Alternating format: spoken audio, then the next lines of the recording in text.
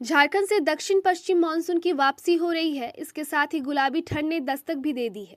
शाम होते ही गुलाबी ठंडक का एहसास होने लगा है। यह संकेत है कि राज्य में दक्षिण पश्चिम मानसून की वापसी हो रही है।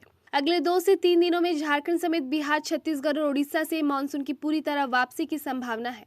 पिछले 24 घंटों में राज्य के अधिकांश जिलों में मौसम शुष्क रहा।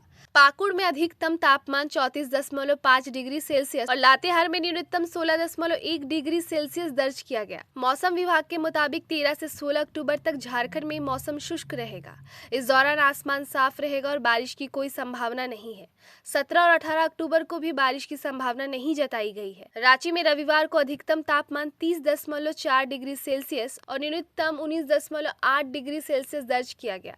पलामू सबसे गर्म रहा, जहां तापमान 38.7 डिग्री सेल्सियस तक पहुंच गया। वहीं बोकारो में न्यूनतम तापमान 21.0 डिग्री सेल्सियस रिकॉर्ड हुआ। सभी जिलों में आर्द्रता सामान्य स्तर पर बनी रही। हालांकि अक्टूबर के पहले 12 दिनों में झारखंड में सामान्य से ज्यादा बारिश हुई है। मौसम विभाग के आंकड़ों के मुताबिक इस दौरान राज्य में 67.2 मिलीमीटर बारिश दर्ज की गई, जबकि सामान्य बारिश 44.0 मिलीमीटर होती है।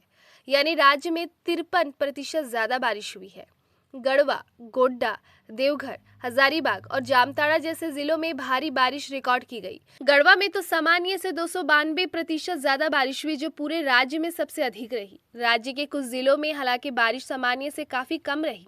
पाकुड़ में सबसे कम 8.2 मिलीमीटर बारिश हुई, जबकि सामान्य औसत 84.5 मिलीमीटर है। साहेबगंज में 71% और सिमडेगा में 64% कम बारिश दर्ज की गई। खूंटी, गुमला, गिरिडीह और सरायकेला खरसावा में भी सामान्य से अधिक बारिश हुई। मौसम विशेषज्ञों का कहना है कि बारिश का यह आसमान वितरण, कृषि और जल प्रबंधन के लिए चुनौती बन सकता है। अगले कुछ दिनों तक शुष्क मौसम जारी रहने से किसानों को फसल कटाई में राहत तो मिलेगी, लेकिन जल स्तर पर असर पड़ने की आशंका भी बनी हुई है।